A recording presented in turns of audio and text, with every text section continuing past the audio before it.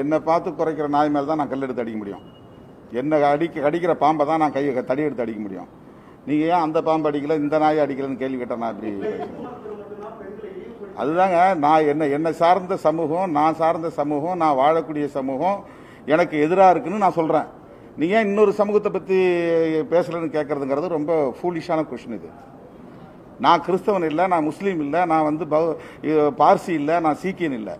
அந்த மதங்களில் என்ன இருக்குன்னு எனக்கு தெரியாது. நான் வாழக்கூடிய சமூகத்தில் எனக்கு எதிரான கொடுமைகள் இருக்குது, வன்கொடுமைகள் இருக்குது, இழிவுகள் இருக்குது.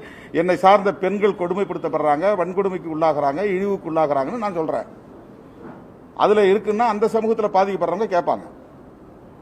இஸ்லாம் சமூகத்தில் கொடுமைகள் இருக்குன்னா இஸ்லாம் சமூகத்தில் பாதிக்கப்படக்கூடியவர்கள் கேட்பார்கள். அதை வந்து நான் சொல்லணும்னு அவசியம் எனக்கு இல்லை. அதுக்கான தேவை எனக்கு இப்போ எழலை. இது வந்து டிஸ்ட்ராக்ட் பண்ணுறவுடைய ஒரு முயற்சி. இது வந்து திசை திருப்பு முயற்சி. நான் என்னை சார்ந்த சமூகத்தில் நான் சந்திக்கும் பிரச்சனைகள் குறித்து நான் பேசுகிறேன். பெரியாரும் அப்படிதான் பேசினார். அவர் ஒரு இந்துவா இருந்ததனால தான் அவர் பேசினார். கிறிஸ்தவனா இருந்திருந்தா அவர் பேசிக்க மாட்டார். அம்பேத்கர் அதனால தான் பேசினார். அவர் ஒரு இந்துவா இருந்ததால் தான் பேசினார். மகாத்மா பூலே இந்துவா இருந்ததனால தான் பேசினார். ராஜாராம் மோகன் ராய் இந்துவா இருந்ததனால தான் உடன்கட்டை ஏறும் வழக்கத்துக்கு எதிராக, பாலிய விவாகத்துக்கு எதிராக போராடினார். ஏன் ராஜாராம் மோகன் ராய்க்கு எதிராக நீங்க பேசுங்க. ஆரிய சமாஜத்தை உருவாக்கின தயானந்த சரஸ்வதி சுவாமிகளும் வந்து ஒரு அடிப்படை தீவிரமான இந்துத்துவவாதி தான். ஆனால் இந்து மதத்தில் இருந்த சீர்கேடுகளை கண்டிச்சார். அவர் அதை அந்த சீர்கேடுகளை வந்து தவிர்க்கணும்னு சொன்னார். ஏன் அவங்கள பத்தி இவங்க பேச மாட்டேங்கிறாங்க?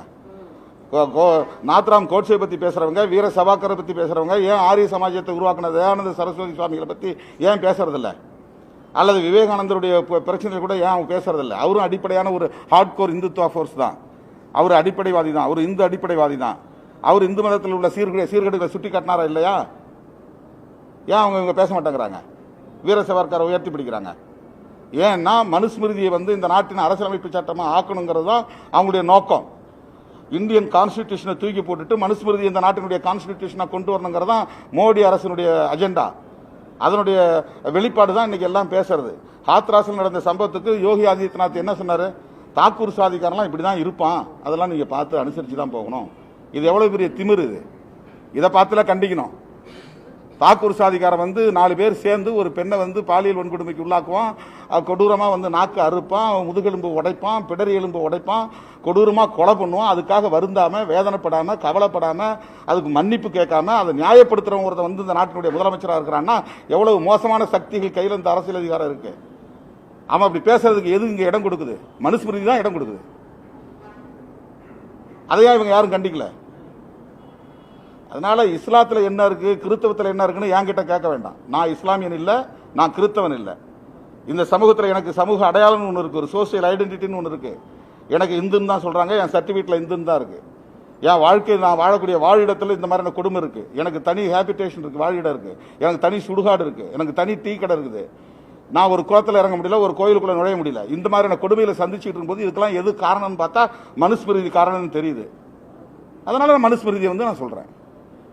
நான் ஏன் வந்து கிறிஸ்தவத்தை பற்றி பேசணும்? நான் ஏன் இஸ்லாத்தை பற்றி பேசணும்? இது வந்து அப்பட்டமான முட்டாள்தனமான திசை திருப்பு முயற்சி. இது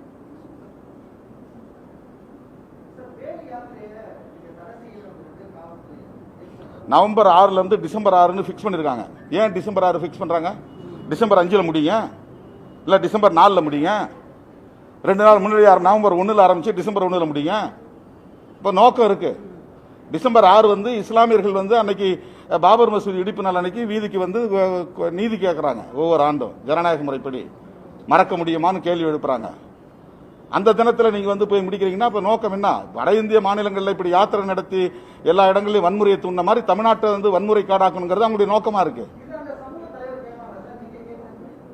யாரு?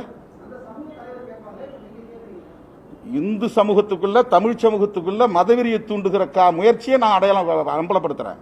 நான் இஸ்லாமியர்களுக்காக இதை கேட்கல. தமிழ்நாட்டை வன்முறை களமாக்குகிறார்கள், தமிழ்நாட்டை வன்முறை காடாக்க விரும்புகிறார்கள். சமூக நீதிக்காக போராடி இருக்காங்க. இந்த 2 விஷயத்துல பெண் உரிமைக்காக போராடி இருக்கிறாங்களா? வன்கொடுமைகளுக்கு எதிராக போராடி இருக்கிறாங்களா? தமிழ்நாட்டில் எத்தனை ஆணவ கொலைகள் நடந்திருக்கு, கண்டனம் தெரிவிச்சிருப்பாங்களா? எத்தனை சாதி கொடுமைகள் நடந்திருக்கு, எத்தனை கிராமங்கள் சேரி சூறையாடப்பட்டிருக்கு, அதாவது கண்டனம் தெரிவிச்சிருப்பாங்களா?